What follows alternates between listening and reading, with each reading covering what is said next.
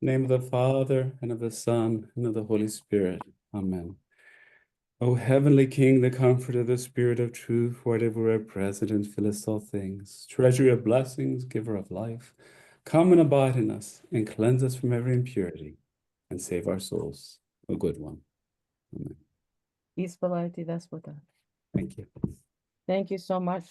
Good evening. This is the first time we are trying a retreat on a weeknight. So thank you all for being here. We are aware that there was a problem with the Zoom link and some people did not get it. So as usual, we will be recording and sending out the link to the recording.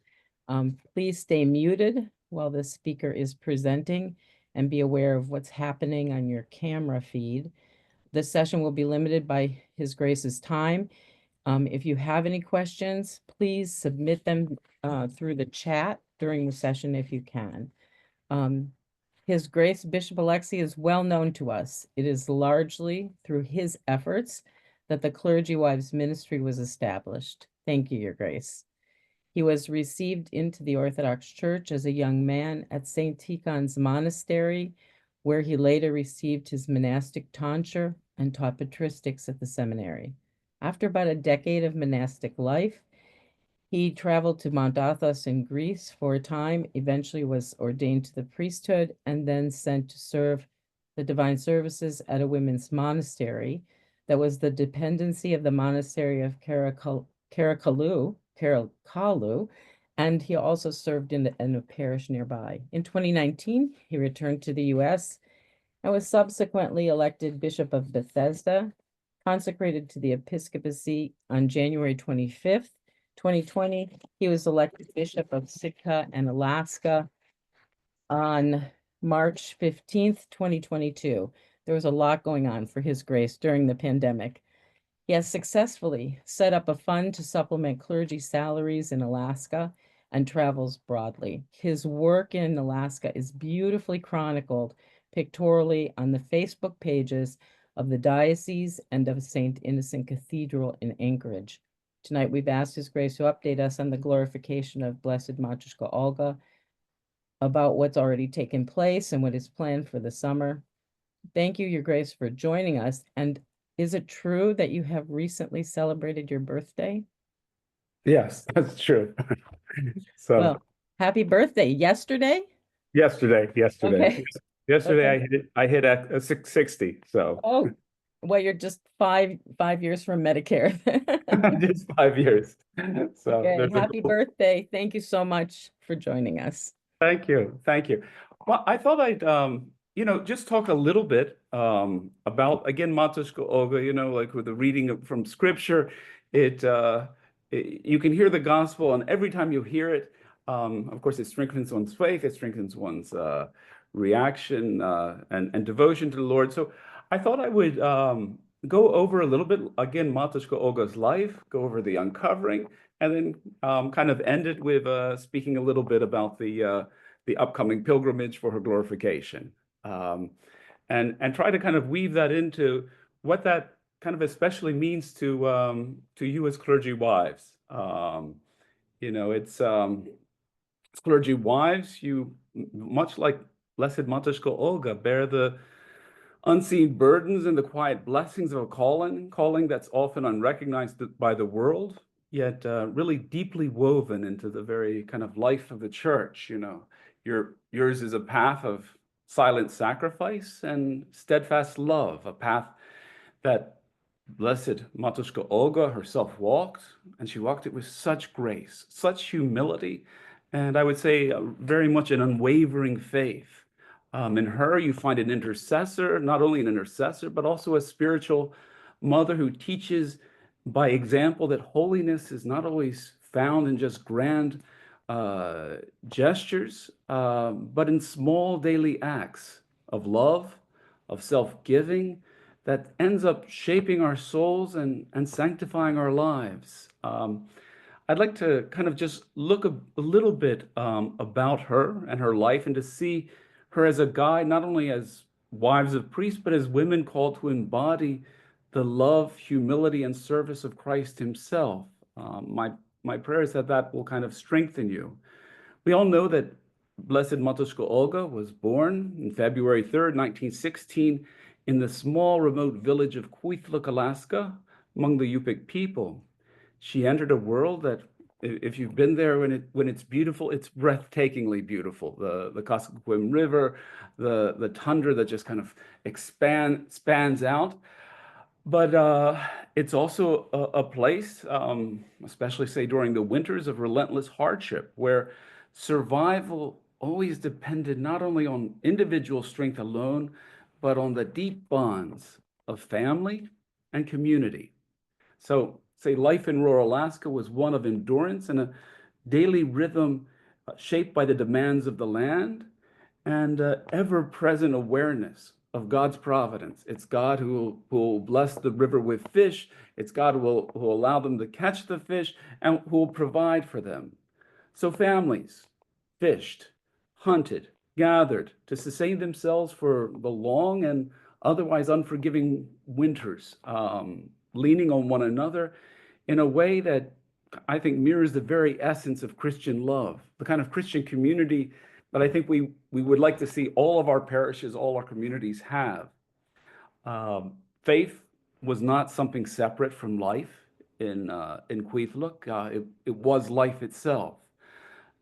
Orthodox Christianity had been planted in the region through the tireless labors of Saint Innocent, Saint Yaakov, and other missionaries, and it took root in the hearts and customs of the Yupik people.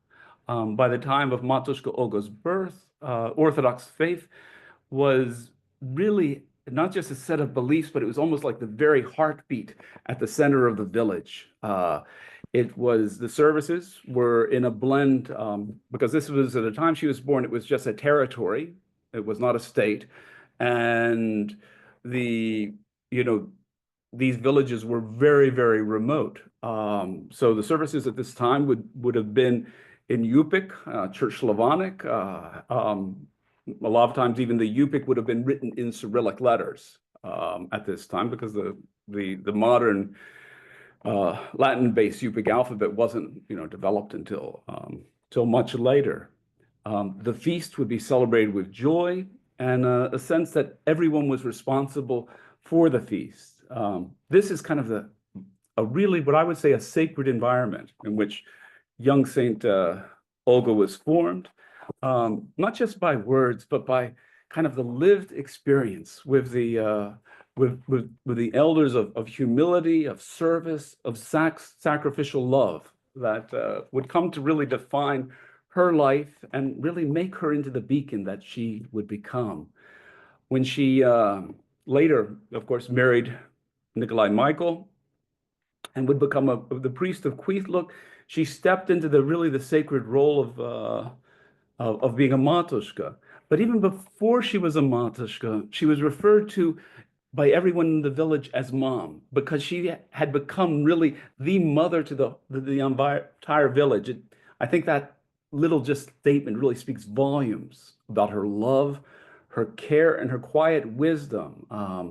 She didn't seek authority, but she served with gentle endurance, with steady hands, always ready to work, and with a heart so large that it really could take in the entire village, all of the children. Having grown up in a communal village, Mka Olga understood that life, certainly not about personal comfort, but it's about service. Life is about bearing one another's burdens. The Yupik way of life was one of absolute interdependence. Each person's survival contributing to the survival of the whole. That meant that the virtues, hospitality, generosity, and care for the vulnerable were not just virtues, they were considered necessities. That was the starting point for her growth in virtue.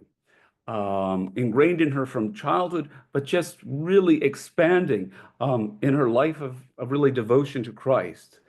She knew very intimately the weight of her husband's priesthood.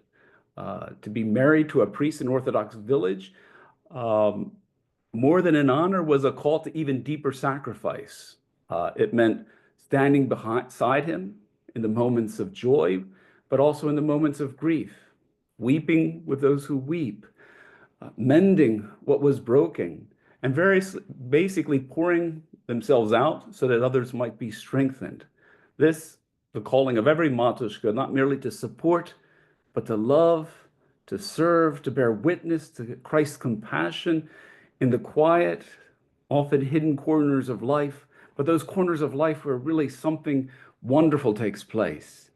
Uh, to be a clergy wife like Matushka Olga means to embrace a life of service, often unseen, yet absolutely essential to the life of the church.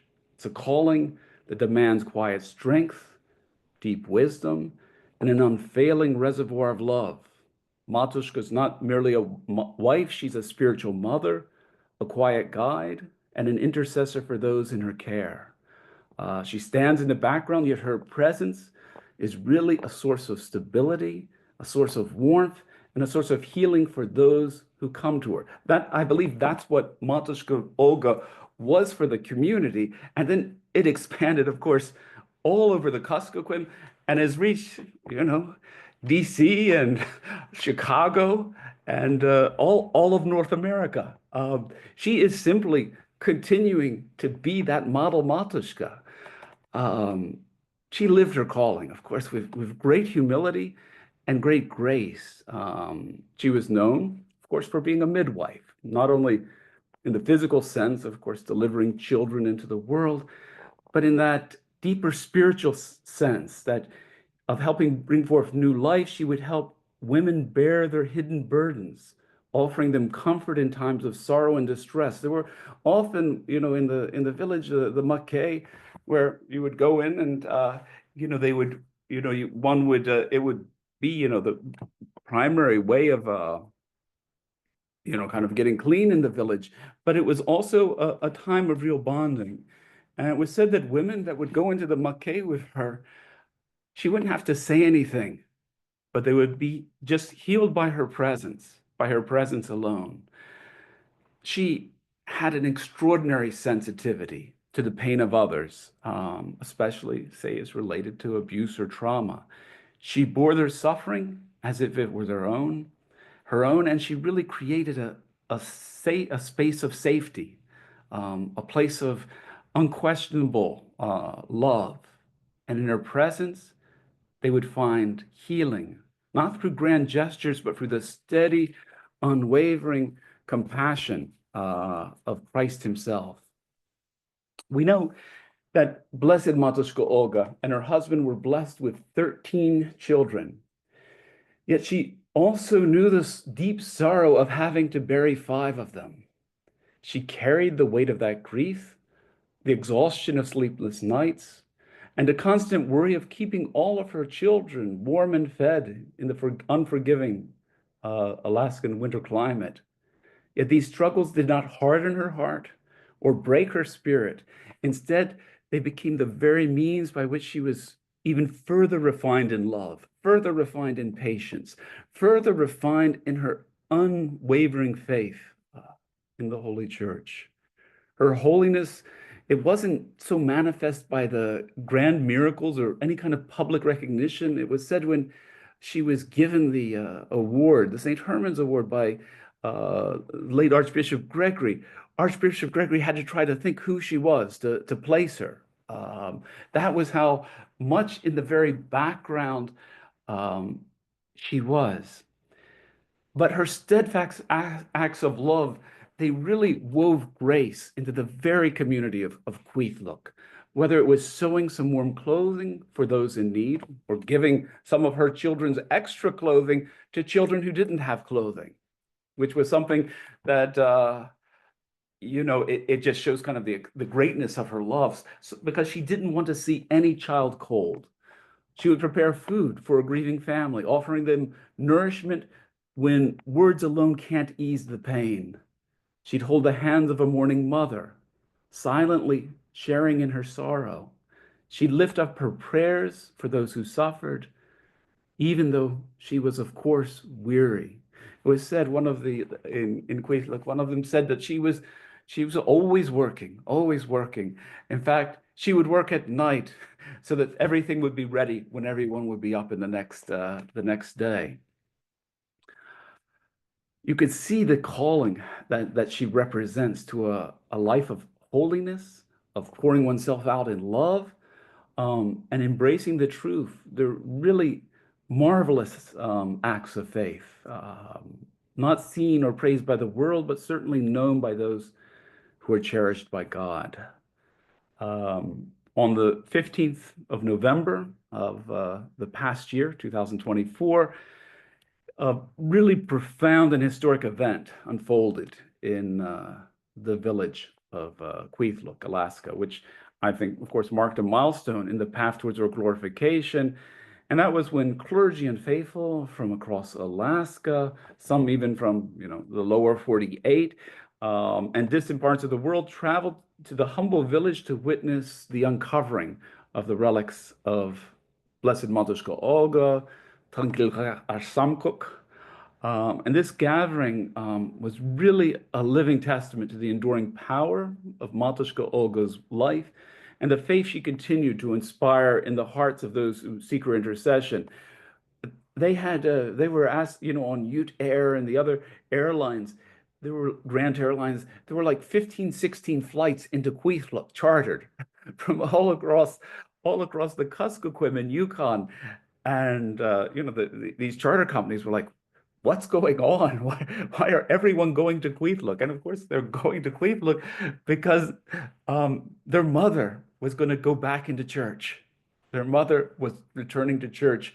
Matushka was again going to pray with them, going to be with them. So this was with deep reverence, we led, those who had cherished Mka Olga as a spiritual mother and intercessor. We had her own daughter by the grave, looking as the fathers were, were exhuming her daughters, her grandchildren, and then all of those who had simply been touched in one way by her were actually present. Now, when we went there, Alaska's, often shows its harshest face. The air was frigid. It was about 17 degrees. The skies, however, were really mercifully overcast, creating kind of natural canopy that really shielded us from the bitter cold. And it was even the strong winds that sweep across the tundra. It was as though they were still allowing our prayers and hymns to rise unimpeded. In this kind of serene and sacred atmosphere, we bore witness to really the profound grace, one that reaffirmed Mka Olga's own love, service, and holiness, continues really to bless our church. So at her gravesite, a panachida was served. It was sung completely in Yupik, and by the faithful who were present. I asked everyone present to make the sign of the cross and pray. We're going to now take out a saint, something that, as I said then, is not done anywhere. And everyone prayed. We all kind of knelt down, and I asked, and then we started really to dig. And the digging, it was as though almost every single shovel we were venerating her with it, as it was taking place. And hours went by in the cold. I mean, we all, we're Orthodox. We know about standing in church. And we know, a 2-hour service, it's sometimes, our legs might hurt or our back might hurt, and we might lean on this side and that side. And even though we had, have beautiful choir music and everything else, no one thought about anything. All our eyes for 5 hours, nearly 6, were completely focused on Blessed Saint Olga. I had, assigned a priest to read the gospel, and the gospel was read. And so everyone and the faithful would kind of circle past, making the sign of the cross, asking for prayers and the gospel. And they would hear the gospel and they'd hear, blessed are the poor in spirit. They would hear about this miracle of our Lord or that miracle of our Lord. And everyone was saying, ah, yes, that's like Matushka Olga. Oh, yes, that's like Matushka Olga. And the 6 hours, I don't know where they went. The fathers, of course, the first 6 inches were hard, and it was hard work. And she was buried more than 6 feet down. It was, and so the fathers would dig, and I told them, some of them, I mean, because, in the beginning, it's not so hard, but as you go deeper and deeper, it takes more work to get the earth out. And the earth was moist, even wet. So it's heavy dirt. But the fathers, they didn't know what it meant to be tired. They didn't know what it meant to be exhausted. All they knew is they were getting mother and they were bringing her out. They were going to lift her up from the grave. And they were, I told them, I said, Lord, some of you could be gymnast, the way you were jumping in and out. We kept digging. And when the priest had reached a depth of about 6 feet, and the priest who was reading read, Hosanna in the highest, blessed is he who comes in the name of the Lord. The priest who was down there said, we found her at that precise moment. It was like a chill went down everybody's spine when that happened. And so, I said, okay, we've got to be more careful. We can't, possibly damage the holy vessel where she's being kept. So we, kept going down deeper and deeper. We found that the casket lid had kind of pushed in a little bit on it, so it had actually filled part of the casket with dirt as well. So it made it very heavy. In fact, the casket was on the top, had been eaten away a little bit. And so the immediate fear was, she's down very deep. We have to bring her out. But what, oh Lord, what will happen if the bottom comes through? If the bottom falls out and we have the relics of the saint? I said, fathers, just pray.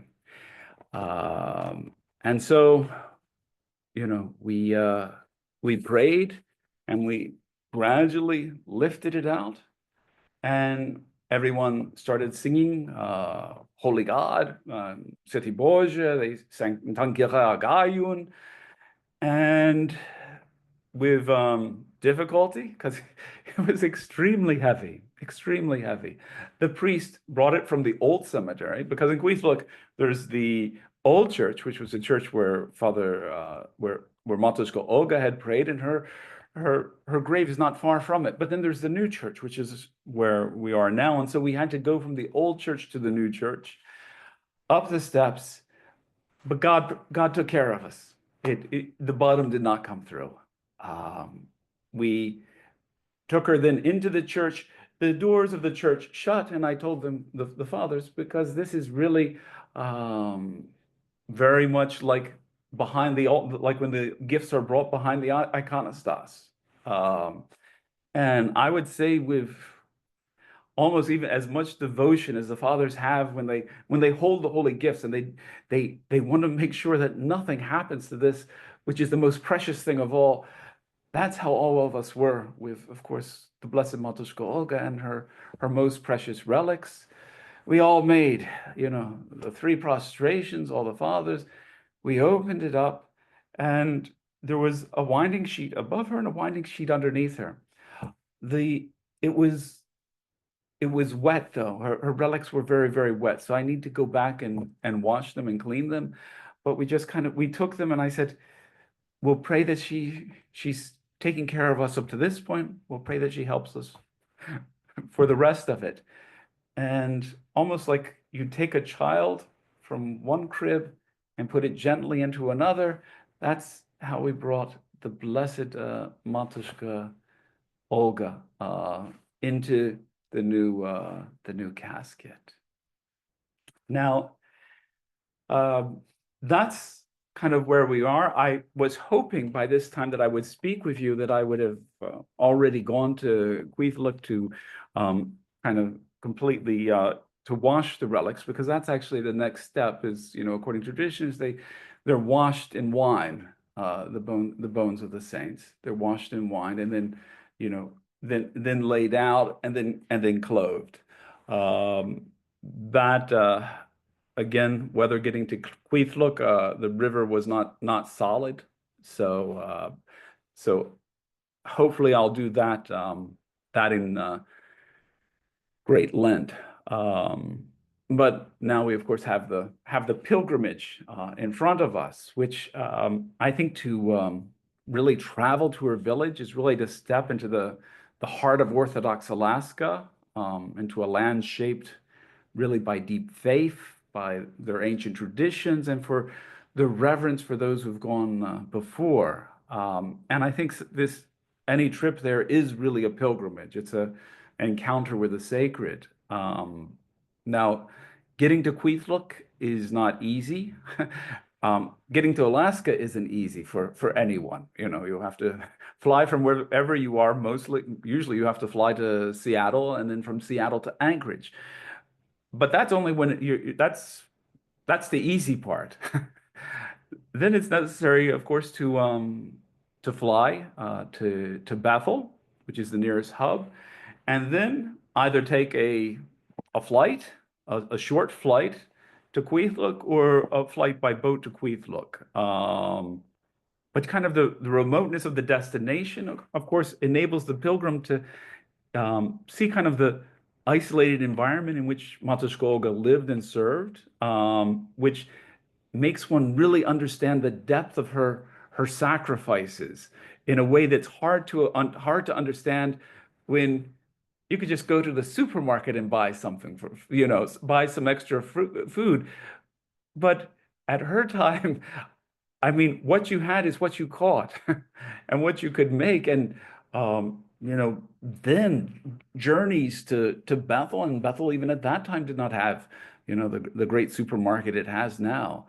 So, you can see that it was, when you go there, though, you can get a real sense of it, which, kind of only deepens kind of your appreciation for really the heroine of the faith that blessed Mka Olga was.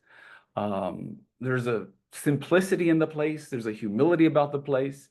The accommodations are naturally going to be modest, but that complements the very way that she lived. The community welcomes everyone with warmth, basically does everything that they possibly can. Very much one gets the sense of the person of Mka Olga on such a visit. And of course, when you're there, one can worship, of course, at her grave. One can worship at the church where she worshiped, and then, of course, by her holy relics. Her legacy is, I find it just extremely touching, because it shows that really what can happen when there's just steadfast love, quiet strength, and a willingness to bear the burdens of others. What miracles can take place in every possible direction.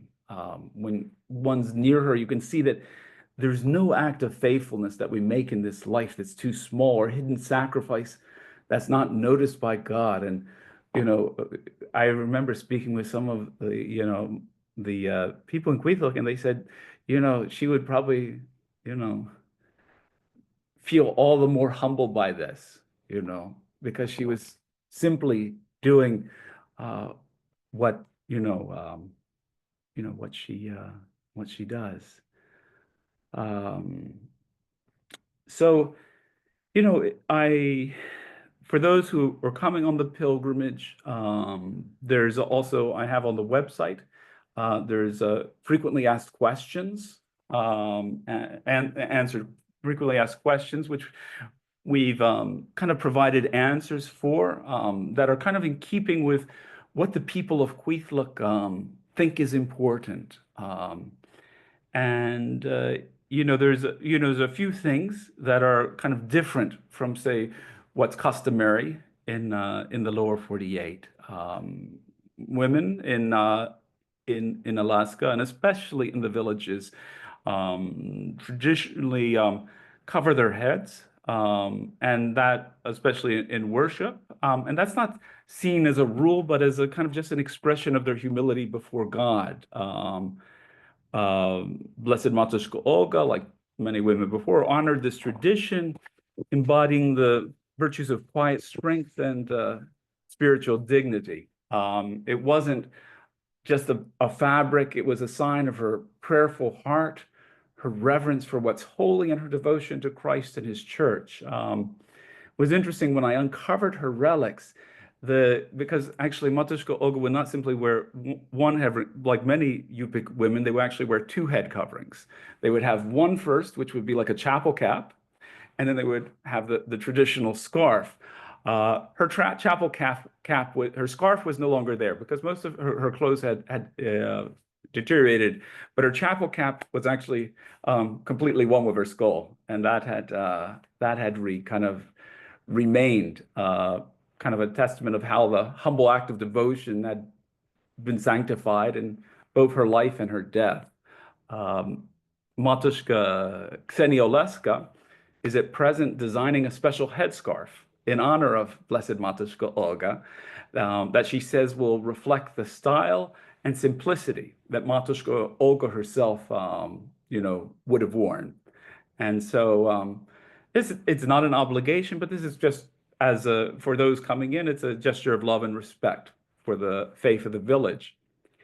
There's another tradition which is probably even more unfamiliar, and that is the practice of men and women standing on opposite sides of the church, temple in the village. This was a very ancient practice in the church. Actually, St. Cyril of Jerusalem refers to it in his catechetical lectures as, in the ark of the church, like in Noah's Ark, everyone is in order and stands in their appropriate places. This was something that was taught by St. Yaakov on the villages when they came, is that, the women would be on one side, the men on the side with the Mother of God, the men would be on the side of Christ. The women would be like the Mother of God, protecting their children, like the Mother of God protects the Lord, and the men would be on the other side. And that's the case in kind of many villages. And these practices, they've not faded in time. Part of it's because there's such reverence for the elders.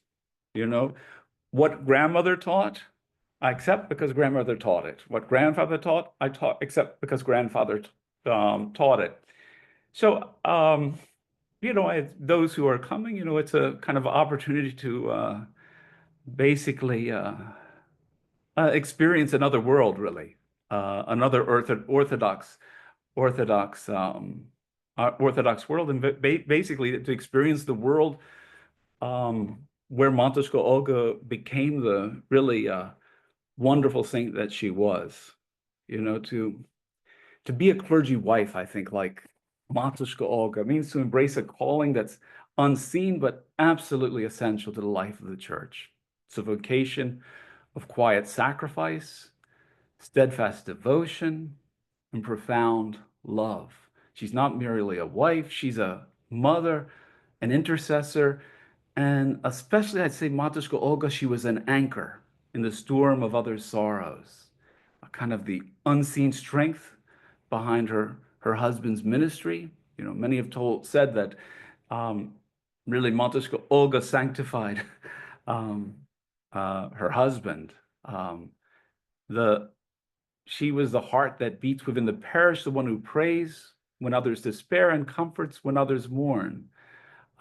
She lived this calling with such humility and really such tenderness, I think, and gentleness, delivering not just children, but delivering everyone, being a presence of hope, of healing, and of compassion.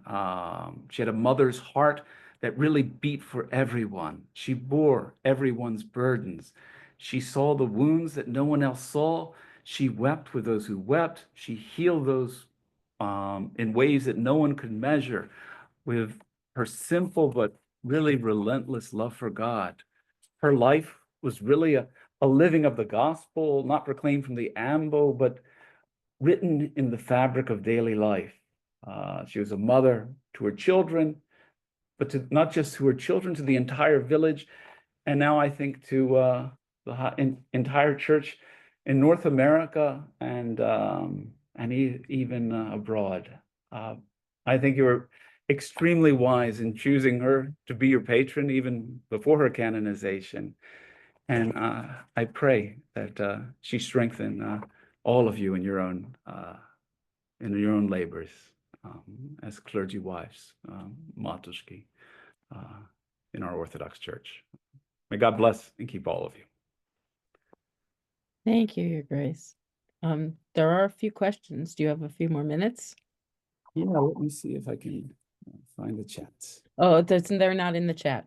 They Okay. came to me directly. Okay. So one is, do we know what she will be called? Will she be called by her Yupik name or by Olga? She will be called Saint Olga, Matuszka of Alaska. But she'll also be called Tankire. Tankire is saint in Yupik, and Aksamkuk, which is her name in Yupik. So especially, of course, because we've already started the text, and some of the hymns for her Vespers. Um, well, the Lord I call will be in both. We'll have them in both English and Yupik, and so in those texts especially, she'll be known as Aksamkuk. And I think she'll probably in the lower 48 it will mainly be Olga because you need a little kind of almost a linguistics lesson to be able to pronounce it.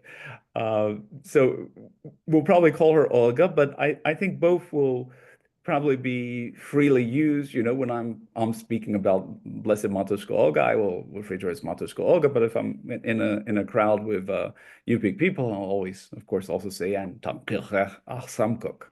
Um, No. but Olga is, Olga, of course, was her Christian name that she was sanctified on, and of course, she was even known as Alinka, kind of the Russian diminutive. Okay, thank you. Were any of her children present at the uncovering? Yes, her daughter was Matuszka Helen. So she was there, and she is not the oldest daughter of her daughters, but because she's the daughter that actually became a Matuszka, she kind of has I guess, kind of the final say in terms of decisions with respect to her. Mm-hmm.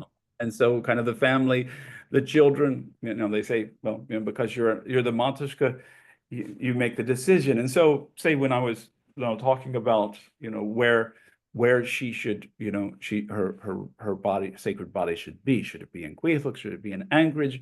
The family, said, well, we'll defer to the opinion of Matuszka Helen. So Nice. Oh, that's good. yeah. That's good. Okay, there are some now in the chat. Do you want me to read them to you, or do you want to take a look? Um, yeah, I can put them up, but you can read them. Okay, my question, this is Mashka Evelyn. My questions are about the icon. There are many, and I am not sure they're all okay. I wonder if there's an official icon. For example, her dress, the kuspuk, is being lost, and one she carries across. Yeah, in terms of relics, I'm sorry, in terms of relics, I'm tired of a long week. In terms of icons, probably she should be wearing a kasbak, for example, which is the kind of the traditional native outer garment. Head's covered.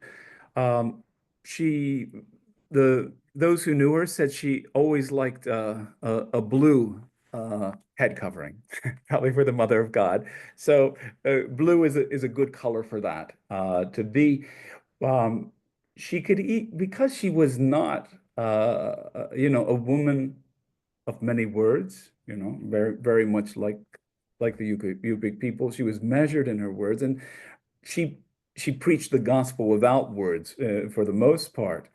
People that, you know, they would say there was just something about her eyes that were healing. There would be such a warmth and an intense love that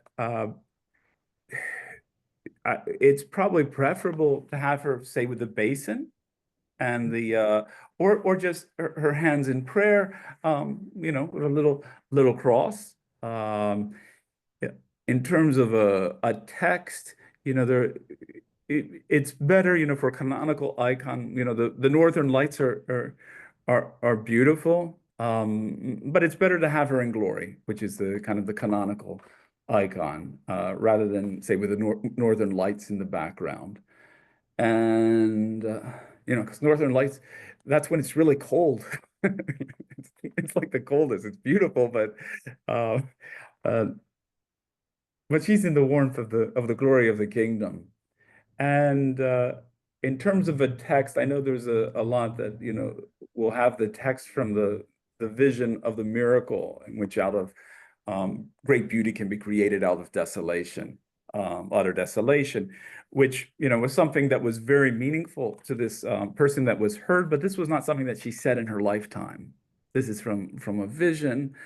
So, uh, and I don't think, the people of the tundra consider their home desolation.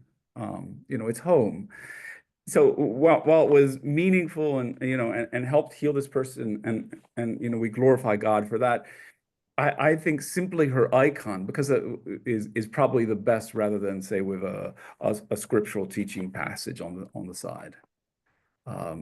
Because most people, it was again her presence, which was the message. Will we see the icon before the glorification, or will it be kind of unveiled at the glorification? Yeah, I think it will probably be unveiled. Okay. It will be unveiled, but it's a nice icon. Okay. Are there any recordings of her voice? I don't think so. We have photographs, but I don't believe we have recordings. Okay, so Majka Evelyn, do you want to? She says she'll say her ask her question aloud. Do you want to ask Mhm. another question? There she is. Vladika, may I have your blessing? May the Lord God bless you. Thank you. No, I was looking at all her icons. That's why I was asking these questions, because I wanted to try to draw it. And the cloth under the basin, if you recommend her with the basin, the one I've always seen, there's like crosses on the cloth, and that seems strange to me, because if she was using it in midwifing, it probably wouldn't have, be No, that kind no. of fabric. So should it just be plain, or is this cross symbolic of her?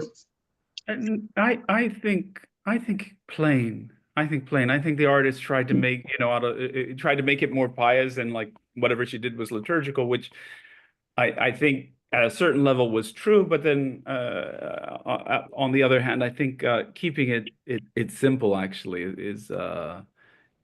be the best. So what did you say about the if there's a scroll, it should have a not or no scroll? I would say no scroll. I would I say no. agree. Thank you, Vladika, very much. Thank you. Welcome, Matsuka. Are there Any any other questions? The people are getting very excited. They're very excited, and there looks like we're going to have a large celebration in in both Anchorage and in Kwethluk. The Kwethluk, they've never had anything like this. I told them, I remember when I was there, I said, I said there'll probably be like 5 or 6 bishops, and they all went, "Ooh, 5 or 6." One bishop is a lot. Uh, and part of the reason I'm at the seminary now is so that I can train some of the seminarians to be good subdeacons, because we're going to need more than 2 or 3. We need a little minor army. So Will many people be able to go to Kwethluk or not? Well, it's on one hand, it's kind of like first come, first serve Mhm. basis. But we ex we expect from the region that's Mhm. going to be very, very full, but there's still room on the flights. And for those who are coming, bring a sleeping bag.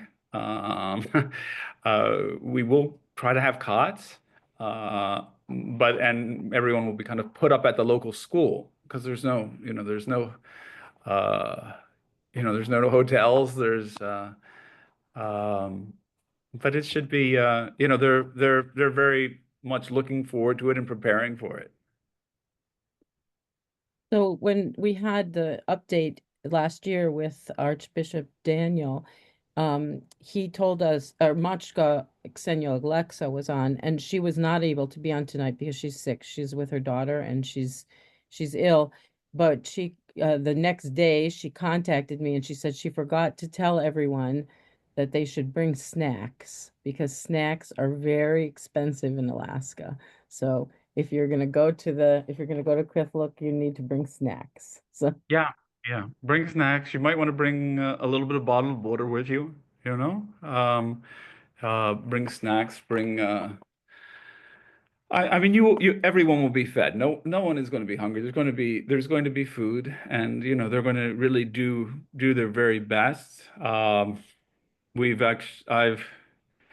although it's going to be on Friday, there'll be a relaxation on account of the day for the um, fasting, mhm. uh, and that's because they've killed some really nice moose, and they want to be able to offer that to the pilgrims. They want to offer the very, very best that they have, and so How uh, large is the village today? it's about 500. Yeah. So I would expect, I don't know, but I would expect that not everyone's even going to be able to fit into the church.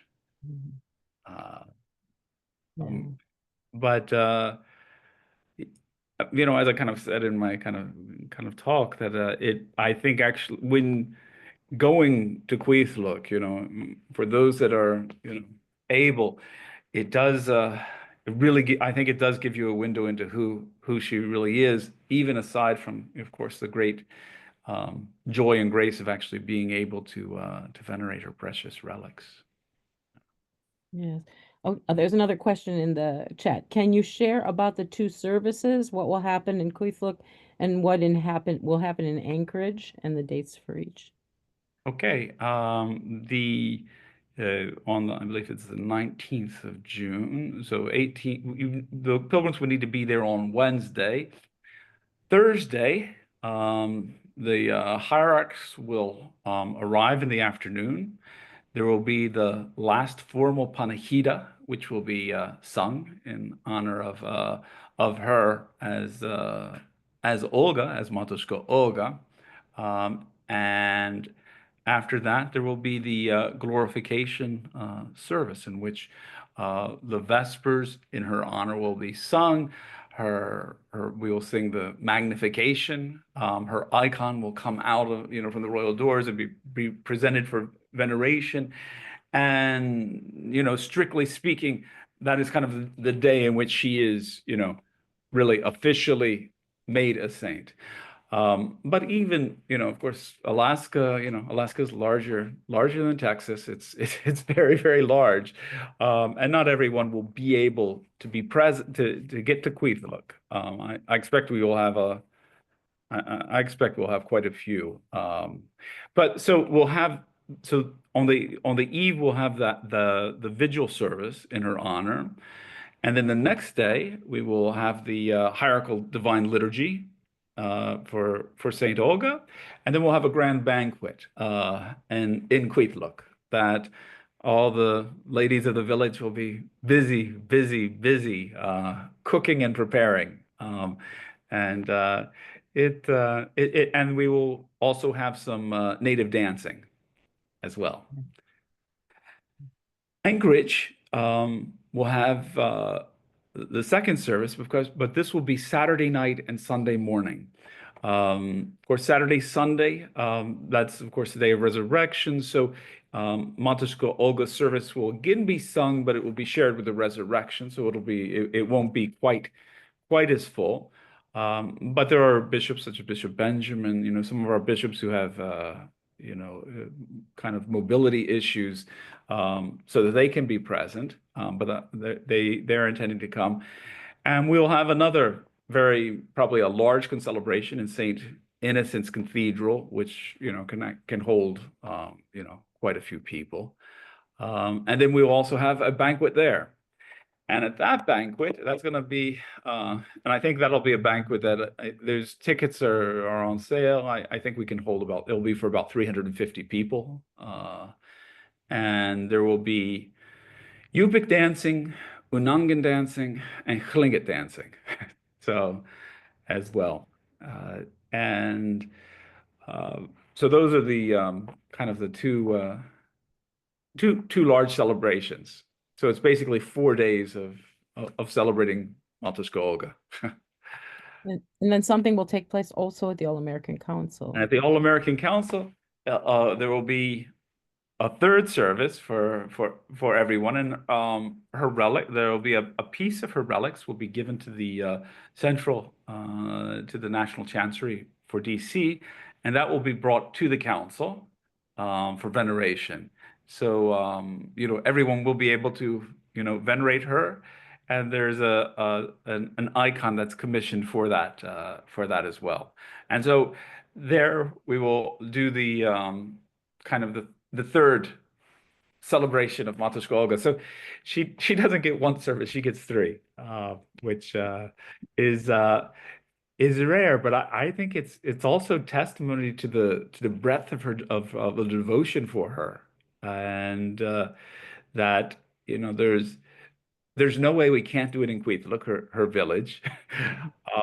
And if we're in Alaska, well, I mean, Anchorage, that's where everyone can come together. That's where we have it's our largest cathedral.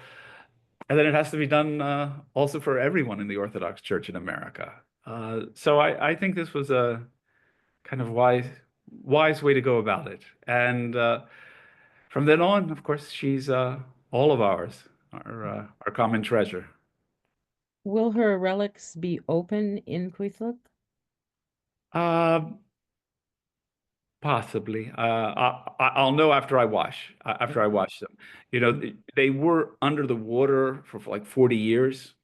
So it was a very, and the skin, the tissue is no longer there. It's possible that it can be open. I mean, what I expect is I will wash her holy relics, place them back into the casket. She'll have a cuss book. The ladies have already made the cuss book for her, and that was a big issue of who gets to make her cuss book, But I'm sure they have a lovely cuss book. They have the head covering, and then very much like a priest when he's buried. Of course, he has the air over his face. There will be an air over her head. I believe it's possible. It's likely that we would open them for the canonization day proper. I think that's say with Saint Herman of Alaska, he's opened once a year when we have the pilgrimage, and I suspect something like that will be the protocol we'll have for Blessed Mka Olga. Okay. Well, thank you so much, and thank you for with Archbishop Daniel asking us to raise funds for the reliquary. I think to date it's 22,500 that we've raised. Oh, that's going to be a tremendous reliquary. Well, I know the fathers are getting the ivory and that they want to use to make it, and the carvers are all ready, and so it's moving forward. Well, and the fund grew very quickly, and also a testament to the devotion to her. Yeah. No, she's very wonderful. I'll tell you just a little side story. This past summer, I went to Greece because of course that's where I was for 25 years. I wanted to see my monastery. I wanted to see the fathers, you know, my spiritual children, my friends, and so I had the plan to go in early June. You know, I got my tickets early, and then I got something news from the legislature that they were going to do a legislative citation for the Blessed Mka Olga.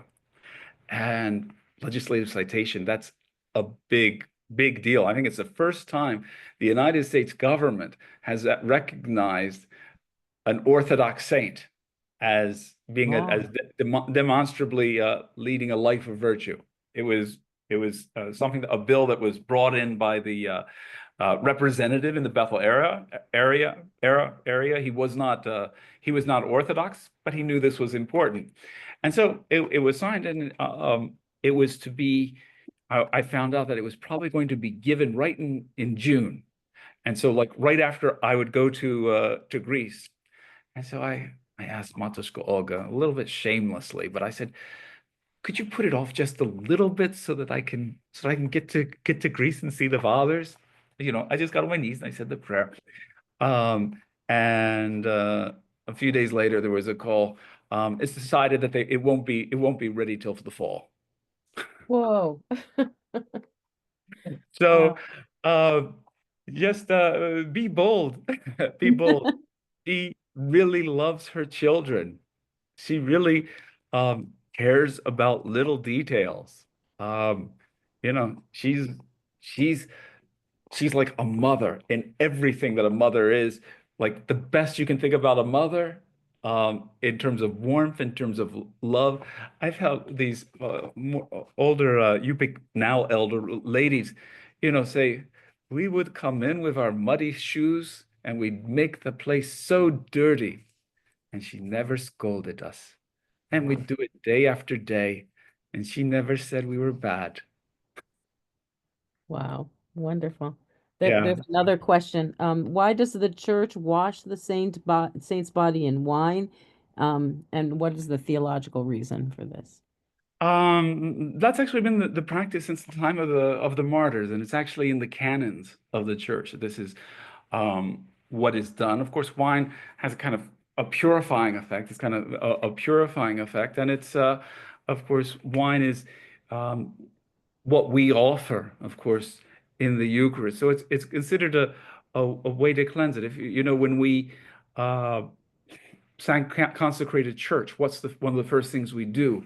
We take the altar and we wash it with wine and rose water. So basically, and that's, you know, the most sacred thing in the church, you know, of course, is the holy altar. So this is a reason, because it's you know, the saint is a saint, and so it's a way to honor the saint. Okay. All right. Any more questions? Thank you. Well, we're at the hour. We're just at the hour, so thank you so much, Vladika. And Yeah, could you close us in prayer? certainly. In the name of the Father, and of the Son, and of the Holy Spirit. It's truly meet to bless thee, O Theotokos, ever blessed and most pure, and the Mother of our God, more honorable than the cherubim, and more glorious beyond compared than the seraphim. Without corruption, thou gavest birth to God the Word. True Theotokos, we magnify thee. Yeah, That's what that. thank you. Well, it's so good to see all of you. You know, there's quite a few familiar faces on there, and I will be very happy to welcome any of you to Kwethluk, any of you to Anchorage, and if not, I look forward to seeing you at the All-American Council. Thank you. Will there be permanently relics in Anchorage as well? Yes, there will be a small. There's going to be permanently a small reliquary in Anchorage and in DC. Excellent. Yeah. Okay. Very Thank good. you so So much. being close to DC, you're Yeah, especially I'm ready. I'm ready for fortunate. it. God bless you. God bless you all. It's a joy Yeah. to be with you. Okay. Bye. Thank you so much. Take care. God bless you.